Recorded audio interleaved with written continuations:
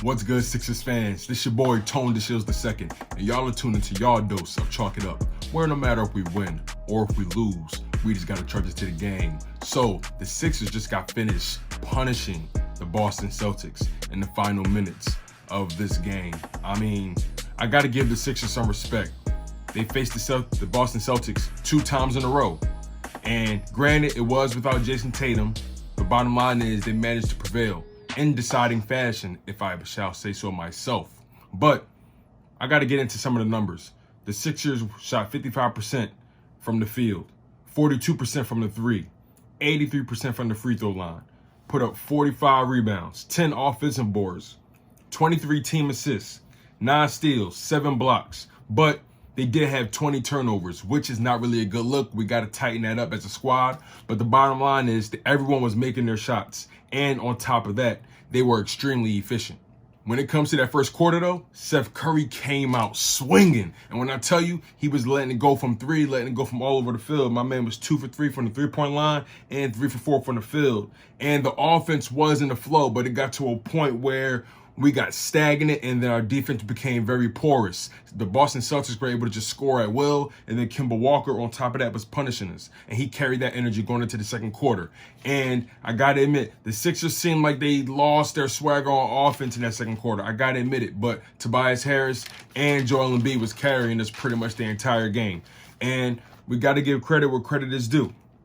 Matisse Thybulle struggled early on in the game. He struggled, but he managed to pull it together. He managed to go 4 for 8 from the field, put up 9 points. He had 2 blocks, so he was effective on defense, which is really his calling card. But the Sixers were pretty much clawing back into the game late into that second quarter, and we ended up being down double digits. So third quarter comes around, and Embiid and Tobias Harris definitely making an impact, carrying the weight, putting up points left and right. And, you know, we start to get frustrated. The refs were calling a very tough game, in my humble opinion. The refs were calling fouls left and right, and at points they weren't calling fouls at all. So it was kind of unusual. It left you to believe what exactly is a foul at this point in the game. But nonetheless, third quarter, Joel Embiid is dominating per usual, and Tobias Harris is still cooking. Extremely efficient. Went 8 for 9, 17 points, and then carried 20 points into the fourth quarter, 10 for 11 overall. Come on, man. Tobias Harris has been unlocked. We got to say what it is. Tobias Harris has officially been unlocked. And then the fourth quarter came around, and the Sixers never really let go of the stranglehold, man. They really just dominated through and through. And then all of a sudden, Ben Simmons just came alive, taking over. And I mentioned before, Matisse Thybulle showed up when it mattered. He settled into the game. But Ben Simmons, my man, just starts snapping in the fourth quarter. Snapping. My man had, overall in the fourth quarter, 11 points. Put up 11 points in the fourth quarter. The whole game, he only had, I believe, 4 points. My man put up 15 points overall, went 7 for 10 from the field, and 1 for 3 from the free throw line. So he got to tighten up at the free throw line, but he had 11 assists, only had 2 turnovers in the game on 11 assists. That is impeccable. Impeccable. And he had 2 steals in the block. Look, I understand that Ben Simmons is sort of passive on offense, but we got to give him respect. When he wants to, he can attack, and this team is so much better when he's attacking. Now, I think I'm starting to notice what this team is doing. They're pacing Ben Simmons throughout the games, and then in crunch time, they're unleashing him. Now, that's sort of what they did with Jimmy Butler, but I kind of like that. I like the way it came together in this Boston Celtics matchup. Now, granted, again, Jason Tatum was not in during this 2-game series. It's going to be very different playing them in the playoffs.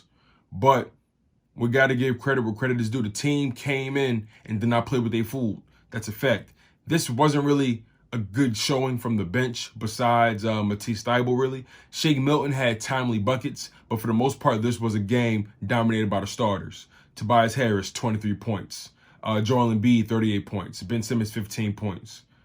Steph Curry, 15 points. You know, Danny Green, he wasn't really making his shots today, but timely shots, active on defense, nonetheless. But I was so happy about this win, especially that fourth quarter, seeing Ben Simmons do what he do. Like, this team has so much potential, and they can really win it all if Ben Simmons is unlocked, if Tobias Harris is unlocked. Joel Embiid has already been dominating this entire playoffs. This is exactly what he's needed. This is exactly what this team needs. And Steph Curry and Danny Green making their shots from the three is going to continue to carry us on top of that space in the floor. And we got Shake Milton coming off the bench. Dwight Howard playing crucial minutes for Joel Embiid. Tyrese Maxey as well. Korkmaz making timely threes. Look, this team is deep. We got flexibility. We're able to space the floor. We got a dominant big. We got a dominant point forward. We got shooters. Why can't we win it all? Why not? And Boston is a crucial test. And I know Jason Tatum is not in. I'm going to keep saying that because that's crucial. But nonetheless, that team is still coached by Brad Stevens. They had Jaylen Brown doing their thing, Marcus Smart doing his thing, and they're still talented. They're a good team. But the Sixers won, 122 to 110. And we're going to live this up right now. But that's all I got for you guys. This is your boy, Tone DeShields II.